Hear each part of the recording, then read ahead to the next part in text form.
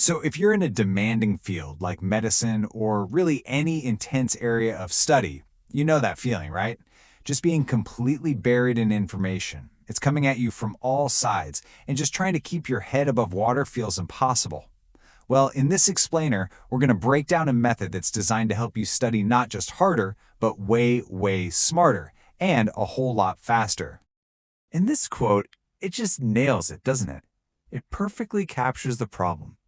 This isn't about you not being smart enough. It's about the sheer insane volume of information. You're trying to drink from a fire hydrant. And to succeed at that, you can't just try to drink faster. You need a totally different strategy. That is the big question, isn't it? And the answer isn't about pulling more all-nighters or just sacrificing your entire life. The real answer is about changing your whole approach. It's about being strategic, being efficient, and learning how to work with your brain instead of constantly fighting against it. All right, so the very first thing we have to do is to stop trying to learn everything.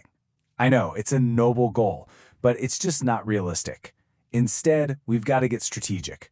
We need to focus only on the information that's going to give us the biggest bang for our buck. So, what are the clues? How do you spot this high-yield information?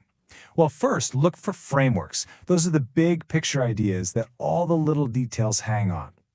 Second, anytime you see information presented in a comparison, think tables, charts, diagrams, that's gold. And third, and this one's a biggie, look for repetition. If a concept keeps popping up in your textbook, in lectures, and in review materials, yeah, that's a huge flag that it's something you absolutely need to know. Now, if you want to get really surgical with this, start using practice tests not just for practice, but as a diagnostic tool. They will tell you with brutal honesty exactly where your weak spots are. So if you're crushing pathology but totally bombing anatomy, for goodness sakes, stop reviewing what you already know. Pour that energy into the weak areas. That's where you're going to see the biggest and fastest gains.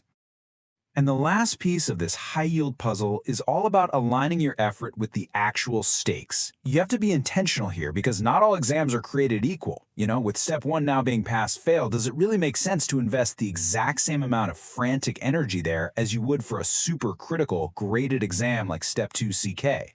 No way. You have to align your effort with the impact. Okay, let's talk about tool number 2.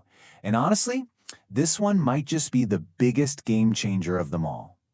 It's time to ditch those passive study habits that we all learned in college and really start doubling down on active engagement. Just look at this slide.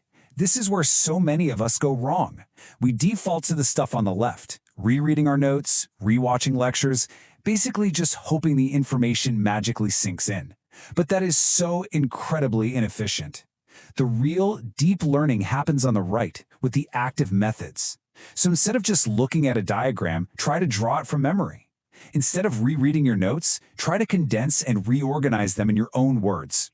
It's all about working with the information, not just passively consuming it. And when it comes to active studying, there are 2 absolute rock stars. Number 1 is active recall. This is where you force your brain to actually pull information out, like when you're doing flashcards or practice problems. And number 2 is spaced repetition, which is all about reviewing that information at strategic, ever-increasing intervals. You put those 2 together and you have the most powerful combination for building long-term memory, period. Now, this is such a key idea. A lot of people try active recall, find that it feels hard, and then they give up. Of course it's hard. It's a mental workout. Just passively rereading your notes feels easier. It feels like you're being productive, but it's a total illusion. That struggle, that feeling of effort, is what's actually building those strong connections in your brain. So remember, if it feels easy, it's probably not working. So what exactly is spaced repetition? Well, think of it as perfect timing. The whole goal is to review a piece of information at the exact moment you're about to forget it. That act of pulling it back from the brink of forgetting signals to your brain, hey, this is important. And every time you do that, the memory gets stronger and more durable. And this right here just makes it so obvious, doesn't it? That 10-hour caffeine-fueled cram session the night before a test, it's basically useless. You'll forget almost everything right after.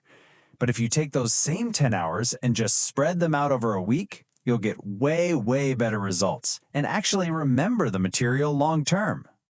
All right, so you're zoning in on the high yield stuff, you're using active study methods. What's next? Well, now we have to protect the quality of that study time. We have to eliminate the one thing that will absolutely destroy its effectiveness: distractions. Let's just be crystal clear about this. When it comes to the kind of deep work required for studying complex topics, multitasking is a complete myth. It doesn't exist. You simply cannot learn effectively while you're also watching TV, scrolling through social media, or even listening to music with distracting lyrics. You're just doing a bad job at both things. Now hold on. That doesn't mean all multitasking is bad. It works just fine when you combine one automatic task, something you don't even have to think about, like walking or folding laundry, with a non-automatic task, like listening to an audiobook or calling your parents. But trying to do two high-focus, non-automatic tasks at the same time? Nope. Your brain just can't do it. I love this quote because it gets right to the heart of the benefit here.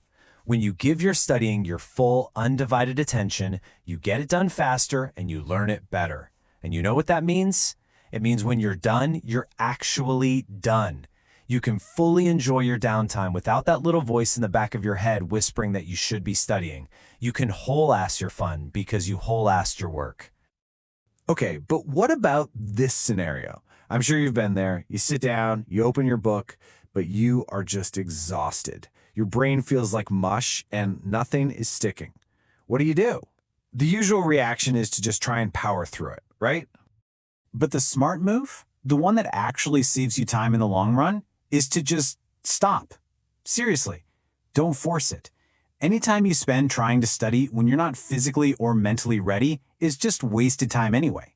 The most productive thing you can do in that moment is fix the real problem. Get some sleep, drink some water, take a walk. Then come back when you're actually ready to learn. And that idea of fixing it first leads us perfectly into our final and maybe most foundational principle. Your brain doesn't just float around in a vacuum. To get peak mental performance, you have to take care of the entire system it runs on.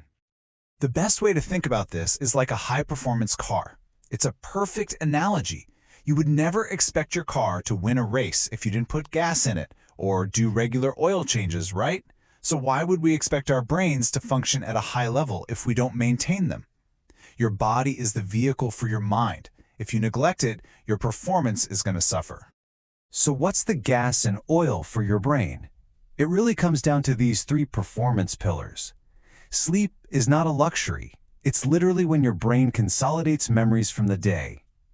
Exercise isn't just for your body. It boosts cognitive function. And nutrition? Well, that's the fuel your brain runs on. For high performers, these are not optional. They're non-negotiable. Look, you might think you can get away with skimping on this stuff for a little while, but it will always catch up to you. You'll hit a wall with your productivity, and on top of that, you weaken your immune system. And what happens then? You get sick, which just steals even more of your precious study time. Taking care of yourself isn't selfish, it's a strategic necessity. So when you put it all together, you can see that studying faster isn't about one magic trick. It's about optimizing an entire system. What you study, how you manage your focus, and how you take care of your body. It is all connected. So the question I want to leave you with is this.